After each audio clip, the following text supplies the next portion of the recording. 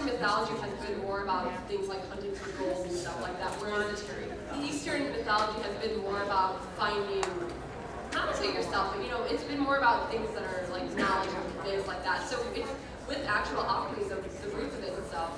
Western alchemy was about turning lead to gold, where Eastern alchemy was about, well, originally it was about healing, and then it became for eternal life. So the three main tenets. Western got in there and corrupted. The ultimate three goals of alchemy are always either for turning lead into gold, gaining immortality, and creating an artificial human or homunculus. And the mythos, the philosopher's stone is more of a conceptual thing. It is the thing that would allow you to perform these. It was never really set thing, yeah. Yeah, it was more the concept that could exist. That there's something that can do it, and it just kind of got coded.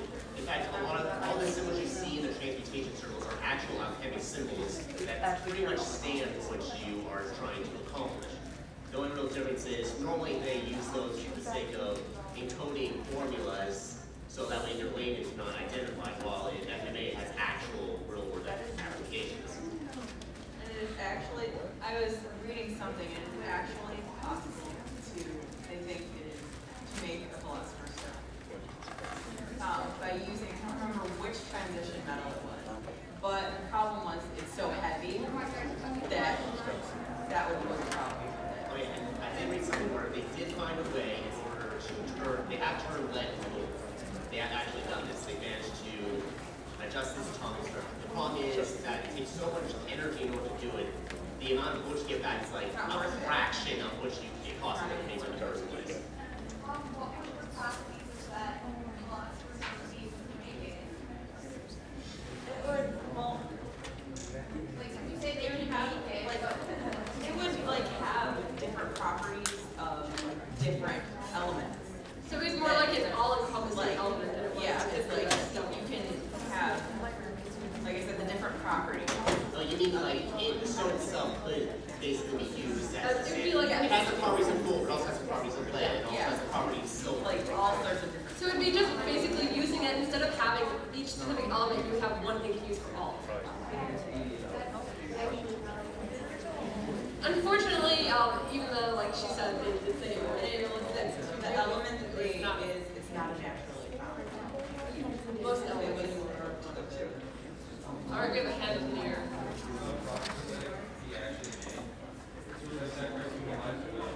No. We could if you'd like us Well, to. I mean, that is why we gathered you all. Ignore the giant symbol on the floor, yeah. I mean, how else? I mean, if you look at the design of the boat, you might see that we have. No. Alchemy in general did not have anything to do with sacrificing.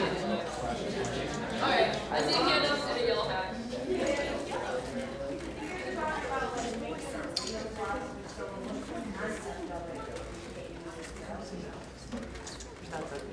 That you can. No, the thing is, like you were saying, Hunter said because you can see. Why do people call it mountain? Why do people, like we were saying, just because it'd be cool to have. Yeah. yeah. I think we're The only one on your block it could make lead into gold, but be the first one to have one.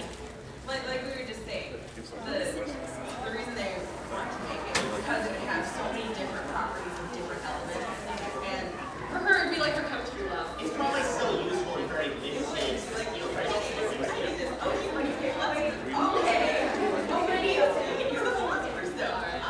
You have a question? Yeah, I think it might be spoilers, so I'll try and keep it vague. For pertaining to Manga Online and Brotherhood Online. Okay. Is that spoilers? It's a bit, but as long as you just say that. Okay. Which I guess, Which tier you want? yeah, same for mine. I guess sort of pertaining to some of his characteristics, shall we say. Has anyone ever considered what that means for Ed and Al being his sons, considering that he's got some pretty strange characteristics, properties, whatever you want to call it? Like, does that mean anything to them or to their alchemy or?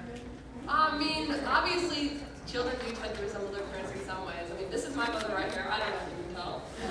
But we obviously both are into anime. We have those similarities, but we both have blonde hair. That's like the characteristics. It's like, even the things as far as, like, Abilities.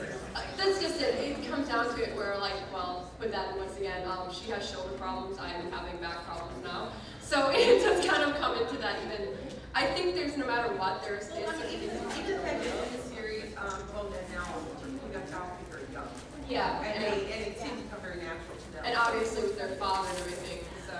Keep in mind, even without And they just have to narrow the show with them. Yeah, it seems like there's a huge plotline there that they what they wanted. I have a feeling though it's one of those cases where she wasn't specifically thinking about that in conjunction with it. If she was more thinking of trying to make Hohenheim a very interesting character and working on him.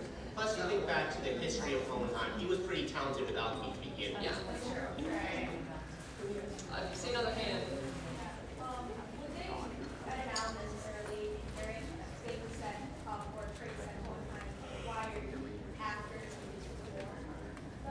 Well, the thing is, it depends on how he acquired it. Because if it was one of those things where if he had an innate ability to it, there's a chance that Ed and Al already have that innate ability. And if they came upon the same source and understood it in the same manner, they might be able to do the same thing.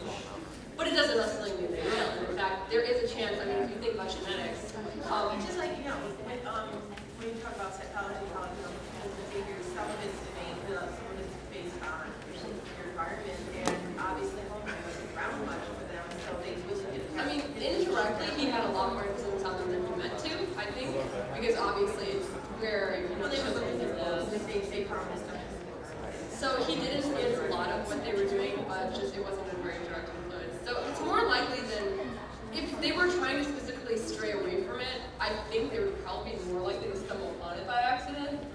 Whereas they're gonna probably, I mean, most people in general in this Well, world the fact that develop their own The alchemy. fact that Ed so early on doesn't even have to do the circle anymore. I mean, that just seems to be something that not everybody has. So,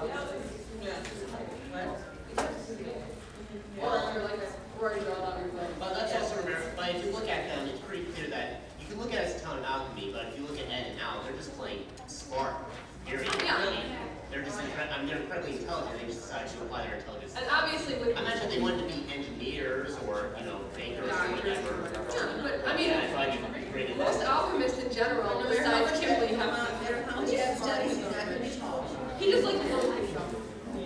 But they all have a he little has like an obsessive thing that which led him to being so skilled at it. Yeah, well, There's this, a lot of skill to it. I mean, every single alchemist in there has a very high level of intelligence. It's just how they use it. Where Ed and Al are actually specifically using them about what they think is good. You've got like Kimberly who uses this to blow stuff up, but you know, everybody has their own. I bet that guy's all me. I know.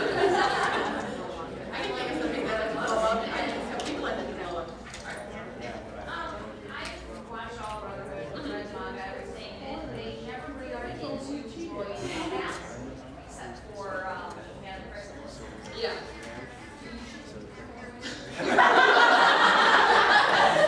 My bad. All right.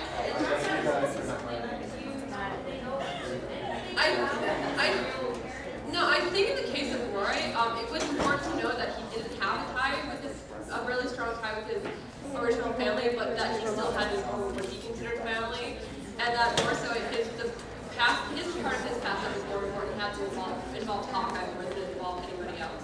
So that's why they showed that over one of the other stuff. And of course, she got a lot of her shown because of that, but that's it.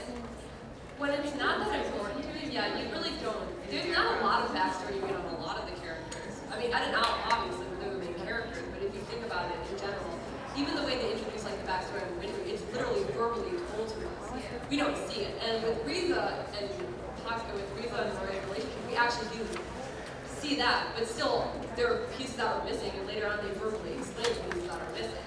So it was important to the story, but for whatever reason, she didn't think it was important enough to show it. In the case of Roy, I mean, of course, most of us probably are curious about it because it's a big Roy. So, you know, crazy. But it's not something that she ever really wanted to doubt. But yeah, I do agree. They kind of went into a bit of it, and I wasn't even sure why she introduced that much of it, but I guess it was just to show that, you know, even once again to show that he's not quite as much of an ass as he seems at times. All right, way in the back. Just a comment in general. It is not uncommon for anime series, especially ones based on manga, for characters not to have family because those family members are not important to the storyline. Oh no, the thing is, this in general, obviously, even the manga doesn't have Okay, sometimes the lack of the parents is part of their personality. I mean, think about how many series have one or both parents missing. And so they don't always explain why, but it's still, Actually, usually they do it in some. If it's important. If it's important. They'll give like short little examples. if it's no problem, we've never been told what happens to you. I'm like, well, we know what's